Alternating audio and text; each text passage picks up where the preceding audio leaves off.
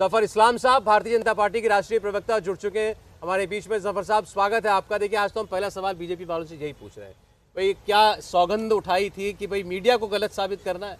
वो नाम जहां दूर दूर तक जिसकी चर्चा नहीं थी वो आज मुख्यमंत्री के नाम की घोषणा हुई है।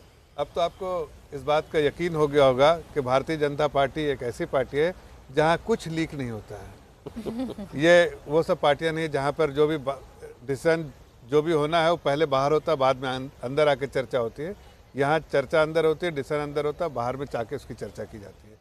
और देखिए जो डिसीजन लिया गया है भारतीय जनता पार्टी की लीडरशिप के द्वारा, और ख़ासकर जो हमारे जो न्यूली इलेक्टेड एमएलएज हैं, उन्होंने जो अपने विधायक दल ने जो चुना है, उसका सीधा जो चयन करने की जो उनकी प्रक्रिया थी उसमें एक ही था मात्र, संगठन से जुड़ा हुआ आदमी हो, युवा चेहरा हो, बहुत एनर्जेटिक हो, काम करने वाला हो, जिसको संगठन के बारे में मालूम हो, ज़मीन तक जो है अपने पार्टी के और सरकार के काम को जो वेलफेयर स्कीम को धरातल तक ले जाने में कामयाब हुआ हो, ऐसे लोगों को मौका देना चाहिए। और पार्टी ने और विधायक दलों ने ऐसे लोगों को मौका दिया है।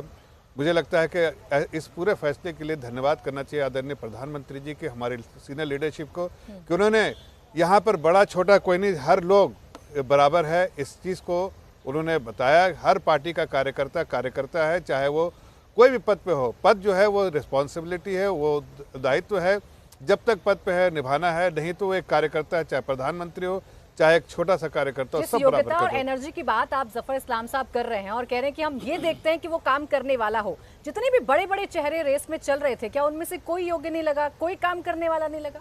देखिए ना, ये फैसला तो विधायक दल पे दे दिया गया था ना। विधायकों ने अगर नहीं, बिल्कुल नहीं, विधायक बिल्कुल नहीं दे दिया गया था। नहीं, देखिए हर विधायक से अकेले में बात चर्चा की गई। जो हमारे 3 लीडर्स गए थे यहाँ से, उन्होंने चर्चा की, क्लोज डोर मीटिंग की और सबकी मन की बात सुनी। मन के बाद अगर उसके बाद चयन हुआ है तो विधायक दल के मन को सुन के और ऐसे लोगों को चुना गया है जो सबके सर्वसम्मति से बनेंगे और जो इनमें क्षमता होगी कि वो आदरणीय प्रधानमंत्री जी के विजन को जमीन तक ले जाएंगे। और जो गारंटी की है आदरणीय प्रधानमंत्री जी ने, उसको पहले फुर्सत में पूरा करेंगे। और किसी में क्षमता नजर नहीं आ रही है आपको? इतने बड़े बड़े दिग्गज नेता आज जिनको आपने साइडलाइन कर दिया, उनमें क्षमता नहीं है। देखिए ऐसा है कि क्षमता तो हमारे यहाँ बेंच स्ट्रेंथ बहुत लंबी है, बहुत बड़ी पार्टी है, बहुत लंबे बेंच स्ट्रेंथ है, बहुत एक्सपीरियंस का जो जखीरा है हमारे यहाँ। लेकिन विधायक दलों ने अगर चुना है तो उसको ही सहमति मिलनी चाहिए। नाम लेकर के राजनाथ सिंह जी, विनोद तावड़े जी, सरोज पांडे जी गए थे। उस नाम की पर्ची को वसुंधरा जी के हाथ में दे दिया गया था। उन्होंने वो पर्ची पढ़ करके नाम अनाउंस कर दिया। ऐसा नहीं है, ऐसा है, आपको मैं हकीकत बताऊं कि देखिए जितने भी विधायक चुन के आए हैं, सबके मन की बात आदरणीय जो रक्षा मंत्री जी हैं और उनके साथ जो विनोद तावड़े जी और सरोज पांडे जी दोनों ने सुनी और कहीं ना कहीं उनसे चर्चा की। और जो चर्चा के बाद एक कोई नाम उभर के आया होगा, उससे वसुंधरा राजी से भी चर्चा की होगी और सीनियर लीडर जो हैं उनसे भी की होगी। और सबके सर्वसम्मति से जो नाम उभर के आया उसकी घोषणा, चूँकि वो सीनियर लीडर रही हैं, वहाँ के पहले से मुख्यमंत्री रहे भी हैं, उनका वो दायित्व था, उनका अधिकार क्षेत्र था। अरे एक खबर हम देते हैं, देखिए शपथ कब होगी राजस्थान में, डेट सामने आ गई, 15 दिसंबर। 15 दिसंबर को, आज 12 तारीख है, तो यानी कि आज से 2 दिन के बाद 15 दिसंबर को राजस्थान में भजन लाल शर्मा शपथ लेंगे और उनके साथ उनके डिप्टी सीएम, हो सकता है और कोई मंत्री भी शपथ ले।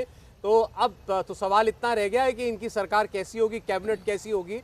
15 दिसंबर को राजस्थान में शपथ ग्रहण का समारोह होगा, भजन लाल शर्मा मुख्यमंत्री बनेंगे। और जैसा जफर साहब आप कह रहे थे कि सभी विधायकों की राय ली गई है, तो एक विधायक को 3-4 मिनट समय तो दिया गया होगा ना एक राय लेने में? नहीं, देखिए उस हिसाब से देखें तो कम से कम 6 से 7 घंटे का समय, उतनी देर तो राजनाथ जी रुके भी नहीं वहाँ पे। नहीं, आपसे अगर ये बात पूछा जाए कि सिर्फ आपको पहले से जानकारी हो कि आपसे क्या पूछा जाएगा और एक नाम सोच के आना, खाली वो नाम बताना है, तो उसके लिए कितना समय चाहिए? 10 सेकंड भी नहीं चाहिए, तो मुझे एक नाम चाहिए। छोड़िए, चलिए इस बात को, तो हिलेंगे नहीं।